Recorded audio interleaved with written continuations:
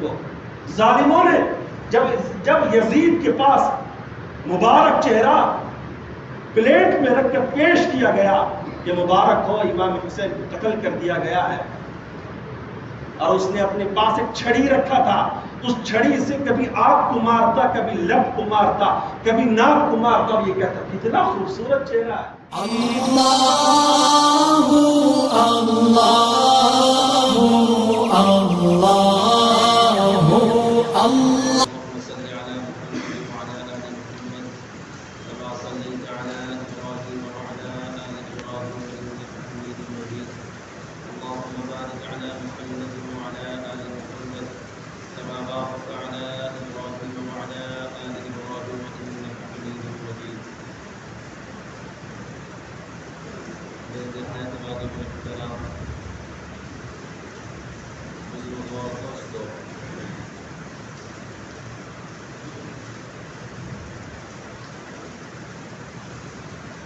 مدینہ محرم الحرام کا مدینہ چل رہا ہے۔ آج محرم کا 6 تاریخ، 4 دن کے بعد عاشورہ کا دن ہے، 10 محرم الحرام کا دن ہے۔ میرے دوست بزرگوں، چند باتیں اس کے متعلق آپ کے سامنے عرض کرنی ہے۔ دعا فرمائیں اللہ تبارک و تعالیٰ میری زبان سے ایسی باتیں نکالیں کہ میرے لیے بھی فائدہ مند ہو، آپ کے لیے بھی فائدہ مند ہو۔ ابن رجب علیہ الرحمہ فرماتے ہیں کہ اللہ رب العزت ایک تکوینی عملیہ ہے، اور حضرات بزرگان دین اور ہمارے اسلاف و اکابرین کا ایک طرز زندگی رہا، اور چند مہینوں کی بڑی عظمت اور لحاظ رکھا کرتے تھے۔ ان میں سے رمضان المبارک کا آخری عشرہ، ذی الحجہ کا پہلا عشرہ، اور محرم الحرام کا پہلا عشرہ، یعنی کہ رمضان المبارک کا آخری 10 دن اور ذی الحجہ کا پہلا 10 دن اور محرم الحرام کا پہلا 10 دن، ان دنوں میں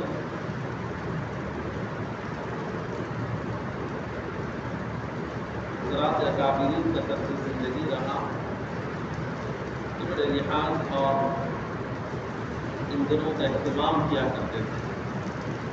میرے دوست بزرگوں، محرم الحرام 1444 ہجری شروع ہو چکا ہے۔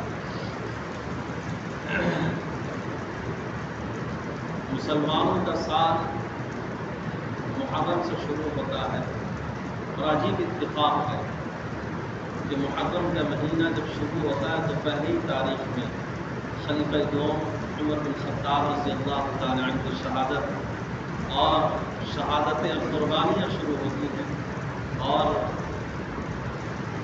عاشورہ کے دن یعنی محرم الحرام کی 10ویں تاریخ میں امام حسین رضی اللہ تعالیٰ عنہ کا شہادت اور ان کا واقعہ کربلا پیش آتا ہے۔ نبی کریم صلی اللہ علیہ وسلم کے زمانے سے پہلے سے بھی یہ محرم الحرام کا مہینہ بابرکت مہینہ چلا آ رہا ہے۔ ہر زمانے میں یہ محرم محترم رہا، ہر زمانے میں یہ محرم محترم رہا۔ ہر نبی کے امتی اس مہینے کے بعد اہتمام کرتے تھے اور احترام کرتے تھے۔ ہمارے ذہن میں یہ ہے کہ جناب حسین رضی اللہ تعالیٰ عنہ کی شہادت کی وجہ سے عاشورہ کا اور محرم کی فضیلت بڑی ہے، یہ بات نہیں ہے، بلکہ فضیلت میں 4 چاند لگا ہے حضرت حسین رضی اللہ تعالیٰ عنہ کی شہادت سے۔ لیکن میرے دوست بزرگوں، یہ فضیلت اور یہ عظمت اور اس کی برکت جناب نبی کریم صلی اللہ علیہ وسلم کے زمانے سے اور آپ سے پہلے سے بھی چلا آ رہا ہے۔ اس مہینے میں صرف 2 باتیں حدیث کی کتابوں میں ملتی ہیں، وہ یہ کہ اس مہینے میں روزہ عاشورہ کا روزہ ہے، اور دوسری حدیث یہ ہے کہ جو اس مہینے میں عاشورہ کے دن اپنے اہل و عیال پر وسعت کے مطابق خرچ کرے گا، اللہ اس کو پورے سال اس کے رزق میں اللہ برکت عطا فرمائے گا۔ یہ تمام حدیثوں کا نقطۂ نظر وہ یہ 2 ہی باتیں اس کے علاوہ جتنی چیزیں نظر آ رہی ہیں وہ سارے کے سارے بدعات ہیں، خرافات ہیں، رسومات ہیں۔ صرف روزے کا تذکرہ ہے، اور اس کے علاوہ نبی علیہ السلام نے فرمایا اس مہینے میں اور اس مہینے کے عاشورہ کے دن میں اپنے اہل و عیال پر خرچ کیا کرو، تو اللہ رب العزت پورے سال تمہارے رزق میں اللہ برکت عطا فرماتے ہیں۔ لیکن آپ کے سامنے جو بات عرض کرنی یہ ہے کہ عموماً اکثر یہ دیکھا گیا کہ محرم میں امام حسین رضی اللہ تعالیٰ عنہ کا کثرت سے تذکرہ کیا جاتا ہے۔ واقعتاً نواسۂ رسول ہے، جگر گوشہ بطول ہے، ابن علی ہے، اور ان کی فضائل اور مناقب سب سے بڑی فضیلت یہ ہے کہ اہل بیت میں سے ایک موقع پر نبی علیہ السلام نے ارشاد فرمایا جو لوگ میرے اہل بیت کو گالیاں دیتے ہیں وہ مجھے دیتے ہیں، جو مجھے گالیاں دیا اس کا مطلب یہ ہے کہ اس نے اللہ کو برا بنا کہا۔ جو ان سے محبت کرے گا وہ مجھ سے محبت کرے گا، جس کا مجھ سے محبت ہو جائے تو پتہ یہ چلتا ہے کہ اللہ بھی اس سے محبت کرنے لگتے ہیں۔ یہ مناقب، یہ فضیلت اہل بیت کا ہے میرے دوست بزرگوں، جو سادات ہوتے ہیں، جو خاندان نبوت کا جن کا تعلق اور سلسلہ رہتا ہے۔ امام حسین رضی اللہ تعالی عنہ، حضرت فاطمہ کی کتابوں میں لکھا ہے کہ 3 اولاد پیدا ہوئے، ایک کا نام حسن، ایک کا نام حسین، ایک کا نام محسن تھا، اور یہ تینوں نام جناب نبی کریم صلی اللہ علیہ وسلم ہی رکھے تھے۔ جب ولادت با سعادت حسن کی ہوئی تو آپ گھر پہنچے اور آپ نے پوچھا حضرت علی سے نام کیا رکھا ہے، کیا سوچے ہو؟ حضرت علی نے فرمایا کہ حرب رکھا ہے، جنگجو۔ آپ نے فرمایا کہ نہیں، اس کا نام حسن رکھو۔ پھر 11 مہینے کے بعد امام حسین رضی اللہ تعالیٰ عنہ پیدا ہوتے۔ جب آپ کو اطلاع ملی تو آپ خوشی کے مارے حضرت فاطمہ کے گھر پہنچتے، آپ صلی اللہ علیہ وسلم اپنے نواسے کو اپنے گود پر لیتے ہیں تو سب سے پہلی آذان جو آپ نے کان پر دی امام حسن امام حسین کے کان پر آپ کی آواز پہنچی ہے۔ اس سے پہلے کتابوں میں میری تحقیق کے مطابق ہو سکتا ہو کتابوں میں لکھا ہو، لیکن آپ صلی اللہ علیہ وسلم نے کبھی بھی آذان نہیں کہی۔ جب کہی ہے تو امام حسن اور حسین کے کانوں میں آذان آپ نے کہی اور اقامت کہی، اور یہیں سے یہ سلسلہ شروع ہوا قیامت تک۔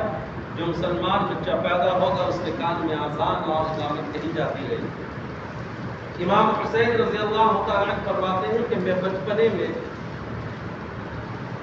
میں اپنے نانا سے معوذتین یعنی اعوذ باللہ و بسم اللہ سیکھا، اور میں نے بچپن ہی میں اپنی نانا سے صبح شام کی دعا پڑھی سیکھی، بسم اللہ الذی لا یضر مع اسمہ شیء فی الارض ولا فی السماء وهو السمیع العلیم۔ اس دعا کی فضیلت یہ ہے کہ جو شخص صبح شام اس دعا کو پڑھتا ہے تمام مصیبت سے اللہ اس کی حفاظت فرماتے ہیں۔ اور فرمایا کہ میں نے اپنی نانا سے وضو کا طریقہ سیکھا۔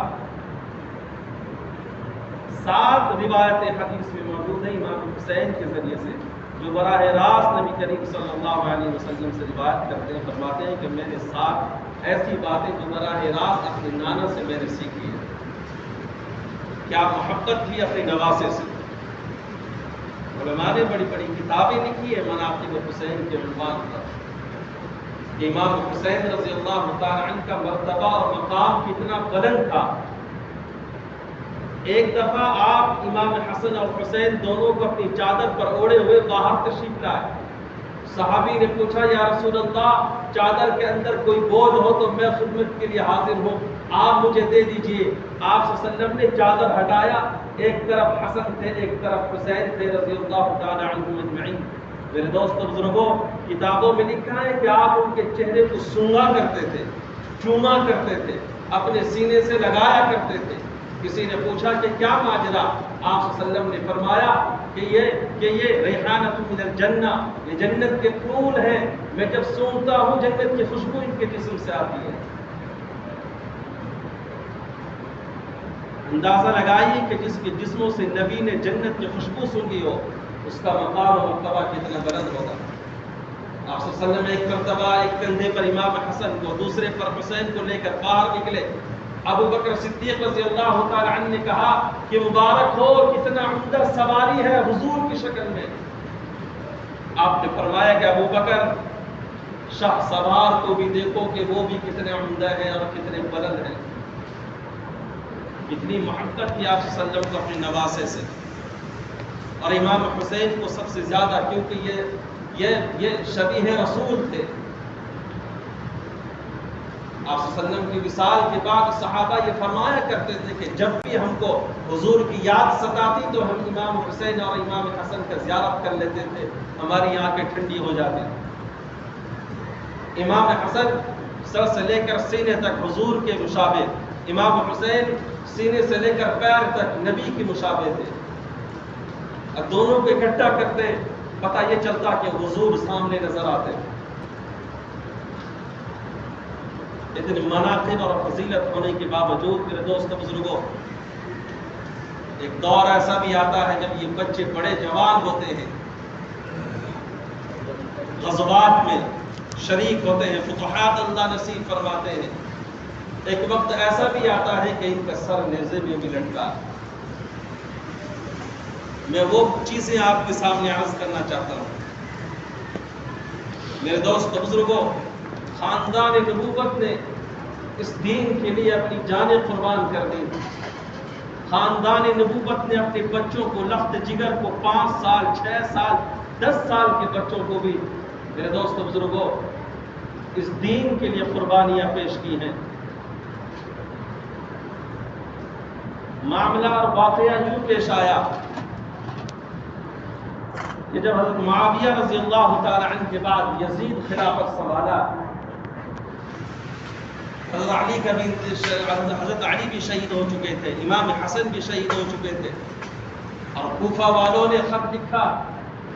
میں اختصار کے طور پر مختصر تذکرہ آپ کے سامنے عرض کرنا چاہتا ہوں، ورنہ ایک لمبی تفصیل ہے. ایک عجیب و غریب واقعہ اور حالات اتنے خطرناک پیش آئے.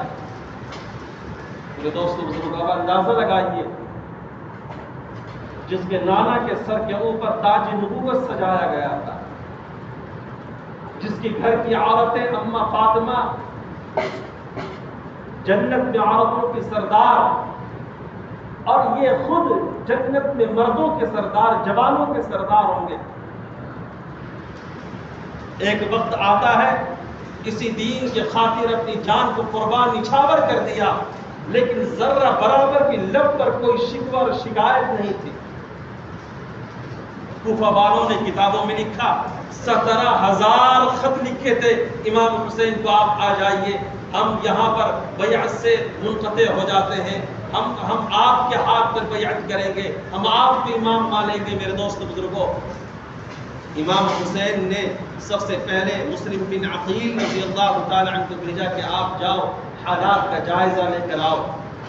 مسلم بن عقیل پہنچتے ہیں کوفہ، اور وہاں پر جو منتخب گورنر تھا، لوگوں نے اس کا در چھوڑ کر مسلم بن عقیل کے یہاں آ جاتے ہیں اور ان کے ہاتھ پر بیعت کر لیتے ہیں. مسلم بن عقیل نے خط لکھا، حضرت ماحول سازگار ہے، لوگ آپ کے منتظر ہیں، آپ آ جائیں یہاں پر، حالات بہترین ہے، حالات ٹھیک ہے، کوئی خطرہ نہیں ہے.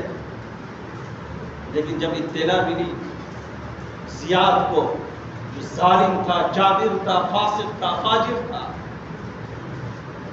جنہوں نے نواسے رسول کو جس نے قتل کیا، شہید کیا، ایسے آدمی کا ہم حامی نہیں ہیں، ہم اس پر لعنت بھیجتے ہیں. میرے دوستوں بزرگوں، جب اس کو خبر ملی کہ امام حسین آنے والے ہیں، فوراً کوفہ آیا، اور کوفہ آنے کے بعد یہ کہا کہ مسلم بن عقیل کو شہید کر دیا جائے اور ان کے اولاد کو شہید کر دیا جائے. آج سے یزید کے حکم پر ابن زیاد آج سے تمہارا گورنر ہے. کوفہ کا گورنر ابن زیاد بن چکا تھا. یہاں پر خط ملی امام حسین کو، اور وہاں سے آپ نے سفر شروع کر دیا کوفہ کی طرف. عبداللہ بن زبیر، اسی طرح بڑے بڑے صحابہ موجود تھے، سمجھایا حضرت کوفہ والے بڑے خطرناک ہیں، دھوکے باز ہیں، آپ صبر نہ کریے۔ امام حسین نے کہا کل قیامت کے دن اگر کوفہ والوں نے اللہ کے سامنے اور میرے نانا کے سامنے یہ کہہ دیا کہ دین کی ضرورت تھی، ہم نے خطوط بھیجا تھا تیرے نواسے حسین کے پاس، وہ ہمارے پاس نہیں آیا، ہم بگاڑ میں تھے، ہم ارتداد میں تھے، ہم گناہوں کے دلدل میں تھے، یہ سفر کر کر نہیں آیا، تو میں رب کے یہاں کیا جواب دوں گا؟ میں اپنے نانا کو کیا منہ دکھاؤں گا؟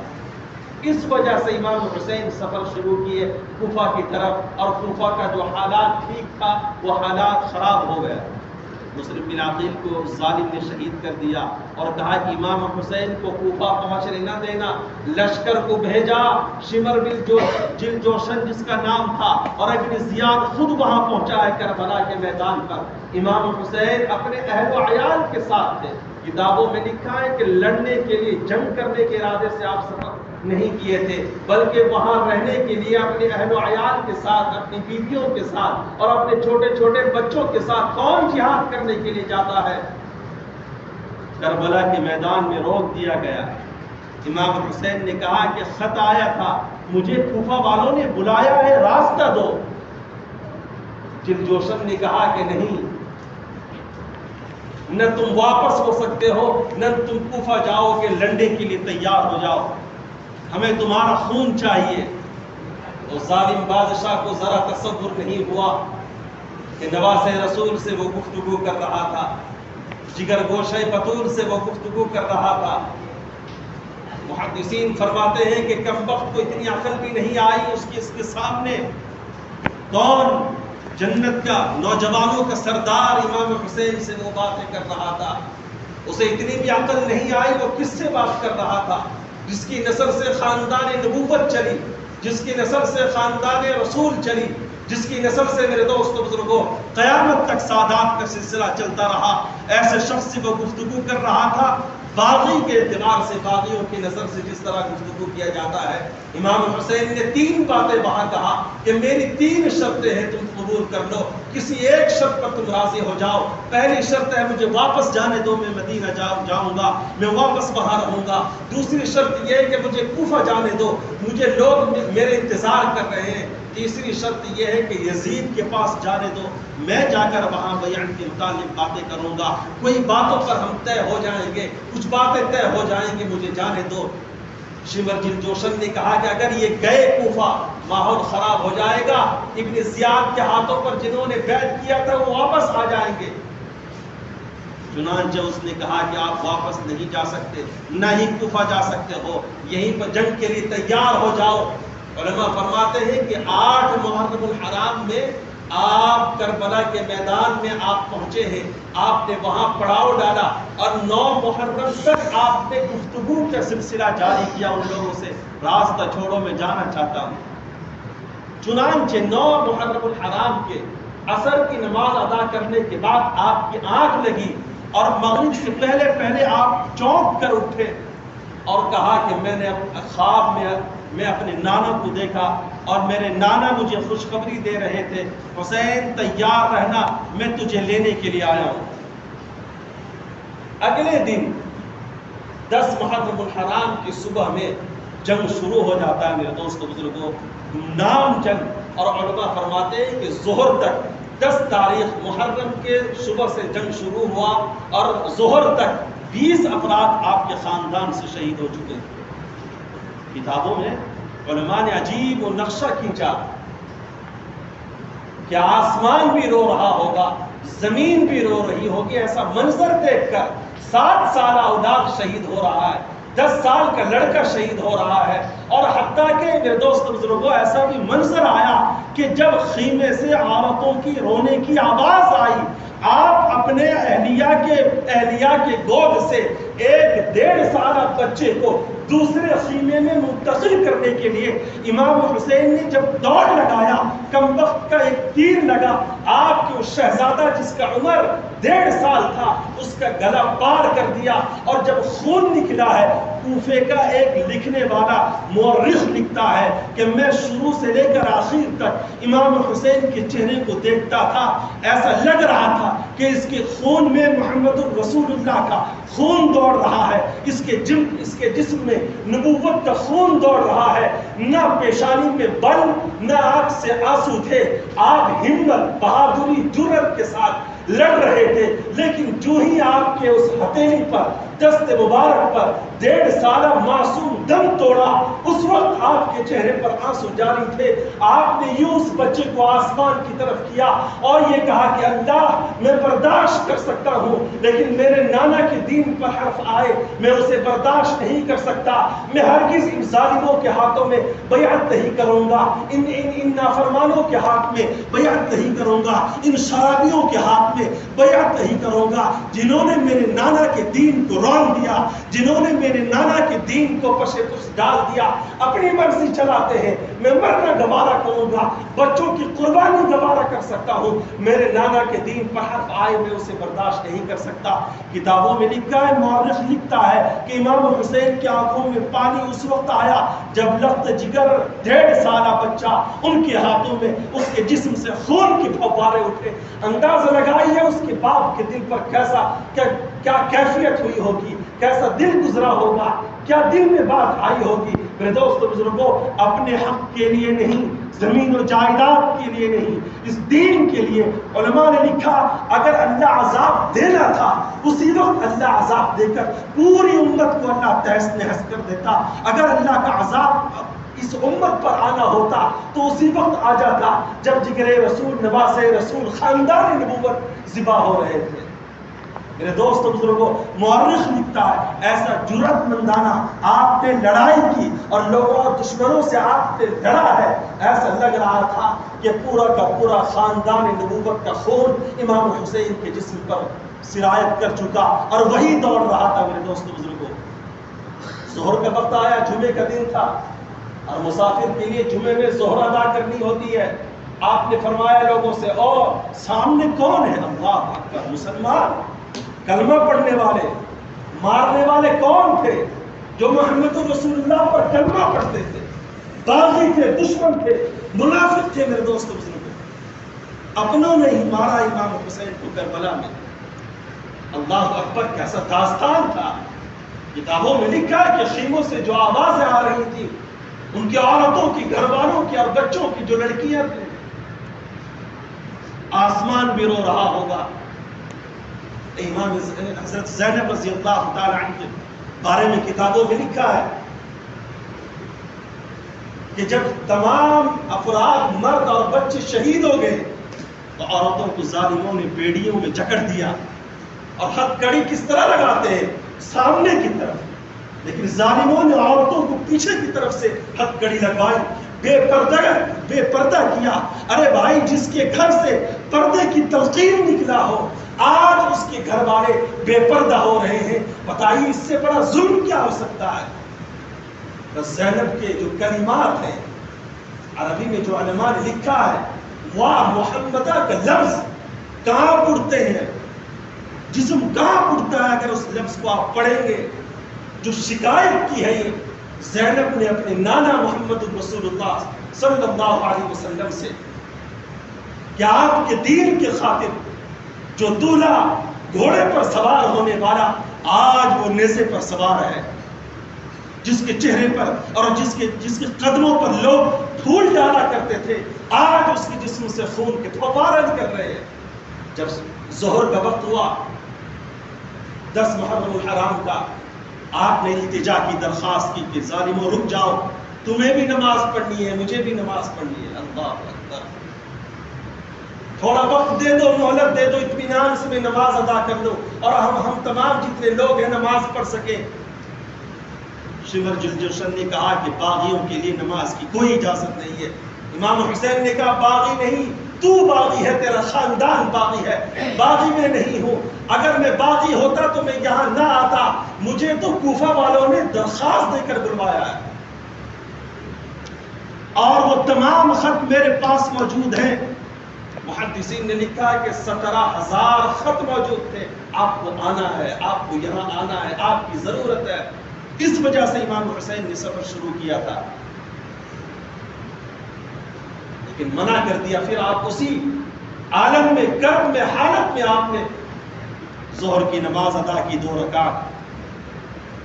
محدثین فرماتے ہیں کہ جماعت میں ایسے لوگ تھے جس کے سر پھٹے ہوئے، ایسے لوگ تھے جن کے ہاتھ کٹے ہوئے، ایسے لوگ نماز ادا کر رہے تھے جو ایک پیر سے معذور ہو چکے تھے، ایسے لوگ تھے جو نیزہ جن پر برسا، جن پر تلواریں لگی ہیں، خون کے فوارے جسموں سے نکل رہا ہے۔ دعوت و تبلیغ کے بڑے اکابر حضرت یوسف رحمت اللہ علیہ نے لکھا ہے کہ لوگوں میری بات کو جذباتی میں محمول نہ کرنا، آج تم پانی سے وضو کر رہے ہو، کربلا کے میدان میں حسین نے خون سے وضو کیا تھا، پھر بھی نماز نہیں چھوڑی۔ میرے دوست بزرگوں، پیغام دینا تھا اپنے نانا کے ماننے والے، جو دین اور شریعت کو ماننے والے لوگ ہیں، ان کو پیغام دینا تھا، لوگوں دیکھو میں نواز رسول ہونے کے باوجود بھی نماز مجھ سے نہیں چھوٹ رہی ہے۔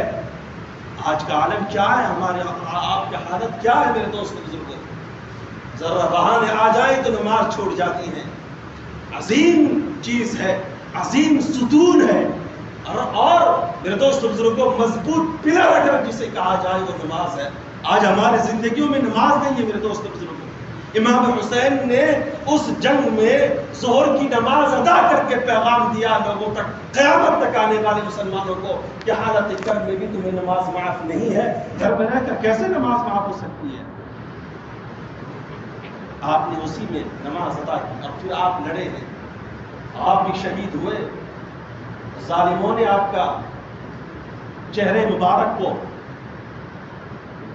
تلوار کے نیزے پر نوک پر رکھ کر یزید کے پاس پہنچایا گیا ہے۔ کیسا عالم ہوگا؟ دھڑ یہاں کربلا کے میدان میں بعض مفسرین نے لکھا ہے کہ صرف آپ کا سر مبارک جنت البقیع میں مدفون ہے، آپ کا دھڑ مبارک کربلا کے میدان میں ہے۔ میرے دوست بزرگوں، اس دین کے لیے جو قربانیاں خاندان نبوت دی ہے، ہمیں یہ سبق دیتا ہے اس چیز سے کہ تمام چیزیں اللہ کے راستے میں قربان کرنے کے لیے تیار ہے، لیکن محمد الرسول اللہ صلی اللہ علیہ وسلم کے دین میں کوئی حد ہمیں برداشت نہیں ہونی چاہیے۔ یہ ہے ایمانی تقاضا۔ میرے دوست بزرگوں، ظالموں نے جب یزید کے پاس مبارک چہرہ پلیٹ میں رکھ کر پیش کیا گیا کہ مبارک ہو امام حسین کو قتل کر دیا گیا ہے، اور اس نے اپنے پاس ایک چھڑی رکھا تھا، اس چھڑی سے کبھی آنکھ کو مارتا، کبھی لب کو مارتا، کبھی ناک کو مارتا، اور یہ کہتا کتنا خوبصورت چہرہ ہے۔ ان کو برداشت نہیں ہوا اور چیخ مار کر کھڑے ہو گئے، اور ظالم شرم کر، میں نے کئی مرتبہ ان آنکھوں سے ان ہونٹوں کو نبی کے ہونٹ پر لگتے ہوئے دیکھا ہے، شرم کر ظالم، چھڑی ہٹا، تو نے قتل کیا تو بڑا گناہ، بے حرمتی کر رہا ہے۔ ایسا نور چہرے پر تھا اور ایسا خوبصورت چہرہ جو نواز رسول ہو، خاندان نبوت کا۔ اس لیے فرماتے ہیں علماء کرام، سعادات کی خصوصیت یہ ہوتی ہے وہ سب سے زیادہ حسین اور جمیل ہوتا ہے۔ تو اندازہ لگائیے امام حسین کتنے خوبصورت ہوں گے۔ ظالم نے کبھی چھڑی مارا ان کے چہرے پر، کبھی ناک پر، یہ کہتا تھا کتنا خوبصورت چہرہ ہے۔ اللہ اکبر! یاد رکھنا، جب خاندان نبوت کٹی ہے کربلا کے میدان میں، اللہ نے ظالموں کو نہیں چھوڑا، اللہ نے پکڑ فرمائی ہے۔ کتابوں میں لکھا ہے کہ شمر جلجوشن کا قبر آج تک کسی کو معلوم نہیں کہاں ہے، ابن زیاد کا قبر کہاں ہے کسی کو پتہ نہیں ہے، یزید کا قبر کہاں ہے کسی کو پتہ نہیں ہے۔ بعض مفسرین نے لکھا ہے یہاں تک جب یہ لوگ مرے ہیں، لوگوں نے اپنی آنکھوں سے دیکھا کہ نہ جانے سانپ کہاں سے آتا تھا، ان کے جسم کے اندر گھستا تھا اور دماغ کو ان کو مارتا تھا۔ لوگ اپنی آنکھوں سے، اپنی نظروں سے ان سزا کو دیکھے ہیں۔ علماء نے فرمایا کل قیامت کے دن تو سزا بعد میں ان کو ہوگی، اللہ دنیا میں بھی ان کو سزا دے دیا، یہ مریں گے، ان کو سزا قیامت اور قیامت کے بعد ان کو ملتا رہے گا۔ میرے دوست بزرگوں، یاد رکھنا صرف تذکرہ حسین سے کافی نہیں ہوگا، جو امام حسین رضی اللہ تعالی عنہ نے جو پیغام دیا اس پر زندگی گزارنا ہم اور آپ کے لیے ضروری ہے۔ میرے دوست بزرگوں، صحابہ نے شہادت دی، قربانیاں دی۔ سید الشہداء امام حمزہ رضی اللہ تعالی عنہ، وحشی جو بعد میں چل کر ایمان قبول کر لیے، لیکن جب انہوں نے قتل کیا، جب ایمان اس نے قبول کیا تو وہ تذکرہ کر رہا تھا نبی کریم صلی اللہ علیہ وسلم کے پاس بیٹھ کر، اور یہ کہا کہ میں نے امیر حمزہ رضی اللہ تعالیٰ عنہ کو جب میں نے برچھا مارا اور پیچھے سے حملہ کیا، آپ گرے اور میرا برچھا زہر کے ساتھ وہ ملا ہوا تھا، اتنا خطرناک تھا، کسی پر لگ جائے تو فوراً مر جائے گا، اتنی جلدی سے وہ زہر جسم میں سرایت کر جاتی ہے۔ فرماتا ہے کہ میں پہنچا اور دوبارہ حملہ کیا اور میں نے ان کی کان کاٹے، ناک کاٹا، اور ہندا نے کہا تھا او جب تک تو کلیجہ لے کر نہیں آئے گا تب تک میں تجھے آزاد نہیں کروں گی، جب امیر حمزہ کا کلیجہ آئے گا میں اس کو چبانا چاہتی ہوں۔ حضور صلی اللہ علیہ وسلم کے سامنے وحشی جب ایمان قبول کیے یہ تذکرہ کر رہے تھے، آپ صلی اللہ علیہ وسلم کے چہرے سے آنکھوں سے آنسو جاری تھے، آپ سن رہے تھے، غم کا عالم اتنا تھا۔ امیر حمزہ کے جب ٹکڑے آپ نے دیکھا، اتنا بوجھ آپ پر آیا، اللہ کو تسلی دینی پڑی، جبرائیل کو بھیجا، جبرائیل میرے محبوب کو تسلی دو، ایسا نہ ہو کہ غم کی وجہ سے میرا محبوب ہلاک ہو جائے، تسلی دو، تیرا چچا امیر حمزہ کو ہم نے شہیدوں کا سرداری دے دی ہے، ان کا لقب سید الشہداء کہا گیا۔ میرے دوست بزرگوں، تسلی دینے کے لیے نبی علیہ السلام نے تسلی دی، آپ صلی اللہ علیہ وسلم نے تسلی دیا گیا آپ کو، اور آپ کو تسلی ہوئی کہ ہاں امیر حمزہ کی، میرے دوستو یہ ہے خاندان نبوت۔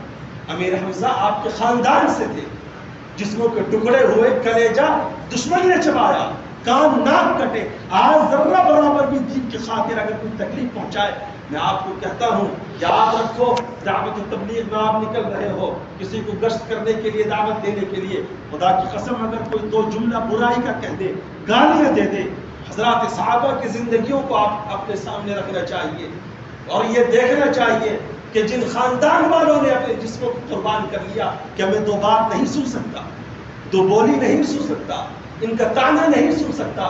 میرے دوست بزرگوں، امیر حمزہ رضی اللہ تعالیٰ عنہ کی شہادت جن کی ہوئی، جنگ موتا کا تذکرہ آتا ہے، جنگ موتا کا تذکرہ آپ نے فرمایا 3 صحابی کو امیر آپ نے منتخب کیا کہ جب ان کے یہ شہید ہو جائیں تو فلاں، یہ شہید ہو جائے تو فلاں، آخر میں جعفر رضی اللہ تعالیٰ عنہ کی باری آتی ہے، آپ نے کہا کہ جب یہ شہید ہو جائیں تو مجمع والے جس کو امیر بنانا چاہے امیر بنا لے۔ چنانچہ آپ مدینہ منورہ میں آپ موجود تھے، یہ 1500 کا لشکر جنگ موتا کے علاقے میں پہنچا ہے، چند گھنٹے گزرے، آپ نے کہا کہ فلاں صحابی شہید ہو گئے، فلاں امیر شہید ہو گئے، عبداللہ بن رواحہ شہید ہو گئے، اسی طرح جعفر بھی شہید ہو گئے۔ ان کے گھر والوں کی اطلاع ملی تو ان کی بیویاں زاروں قطار رو رہی تھی، آپ نے تسلی دینے کے لیے وہاں پہنچے ہیں۔ اللہ اکبر، علماء نے کیا عجیب بات لکھی، فرمایا کہ آپ نے جعفر رضی اللہ تعالیٰ عنہ کے گھر پہنچتے اور اس کو بیوی کو پردے میں رہ کر آپ نے تسلی دی، اور ان کا ایک لڑکا جو 10 سال کا تھا اور ایک لڑکی 2 سال کی تھی، آپ اپنے گود پر اٹھائے ہوئے تھے اور یہ کہہ رہے تھے اے جعفر کی بیوی تسلی رکھ، اللہ جنت میں جعفر کا مقام اس جگہ دیا ہے جہاں پر فرشتوں کا مقام و درجہ ہوتا ہے۔ اے بیوی یاد رکھ، اگر یہ بچے یتیم ہیں، آج سے محمد ان کا باپ ہوتا ہے، میں ان کو گود لیتا ہوں۔ میرے دوست بزرگوں، یہ قربانی دی ہے، قرآن ہم تک پہنچا، یہ تبھی اسلام ہم تک پہنچا، یہ دین تبھی پہنچا ہے حضرات صحابہ کرام کی قربانیوں کی وجہ سے۔ میرے دوست بزرگوں، اگر ہم نے اس دین کی پابندی نہیں کی، اگر مرضیات کے مطابق زندگی چلا دی، تو قیامت کے دن امام حسین اور نوجوانوں تمہیں پوچھیں گے، امام حسن تمہیں پوچھیں گے، اور نوجوانوں حضرت علی پوچھیں گے، حضرت امیر حمزہ پوچھیں گے، جعفر طیار پوچھیں گے، میں نے لخت جگر کو گھر چھوڑ کر میں نے اس دین کی خاطر اپنا خون بہایا ہے، تم نے کیا پیش کی ہے؟ تم نے تو میرے نانا کے دین کو رون کرائے ہو، شراب پی کر آئے ہو، نمازیں جان بوجھ کر چھوڑ کر آئے ہو، دین کو جان بوجھ کر چھوڑ کر آئے ہو، نام کے مسلمان بن کر آئے۔ کیا جواب ہوگا ہمارے پاس؟ یہ محرم الحرام کا مہینہ صرف یہ نہیں کہ تاجے باجے اور ناچ گانا کیا جائے، امام حسین کو یاد کیا جائے۔ نانا میرے دوست بزرگوں، عزم مصمم ہونی چاہیے کہ جو دین، نانا کا دین کربلا کے میدان میں قربانیاں دے کر پھیلا ہے، آج اس کو ہم آپ کو اپنے گھروں میں، اپنی زندگیوں میں، اپنے معاشرے میں زندہ کرنے کی ضرورت ہے۔ میرے دوست بزرگوں، اللہ تعالی ہم سب کو کہیں سنی باتوں پر عمل کی توفیق نصیب فرمائے۔ محرم 10ویں محرم کا جو تاریخ ہے وہ منگل کا دن ہے میرے دوستوں، جو روزہ رکھنا چاہے وہ منگل کا دن رکھیں یا دوشنبے کو رکھیں، 9 یا 10 یا 10 یا 11۔ اس کی بھی وجہ وقت نہیں ہے اس کی تفصیل آپ کے سامنے عرض کرتا، صرف اتنی بات یاد رکھیں کہ جو حضرات روزہ رکھنا چاہیں، یہ سنت روزہ ہے، مستحب ہے، رکھیں تو ثواب، نہ رکھیں تو کوئی گناہ نہیں ہے۔